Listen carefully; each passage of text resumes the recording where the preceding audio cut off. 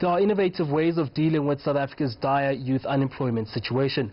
This has come out of a discussion to find ways of managing the joblessness in the sector of the population, currently over 3 million.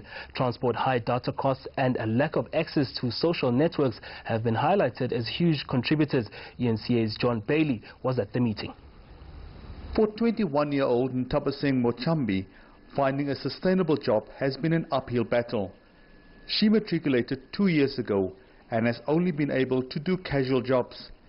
The problem is compounded by transport costs. When I have to travel from, for example, from Alex coming to Joburg to look for a job, I actually find it hard because I don't have the finance or means to do so, and I have to now depend on my granny's grant money, and also I have to, if she doesn't have, I have to borrow. So now I have debts which I don't have to settle by month end.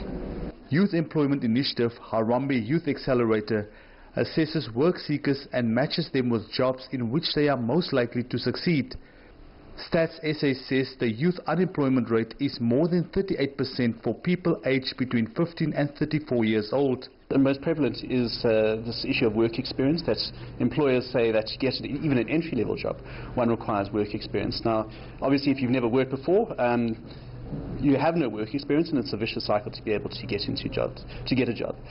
Coupled with that, I think, is this idea of, well, how do you signal to an employer that you have the attributes for the job that they are looking for? And young people don't know how to do that. So, for example, if you're looking for if a job requires you to work in teams, how can you find another signal of your ability to work in a team? So, for example, spend time in a soccer team or work in a community organisation.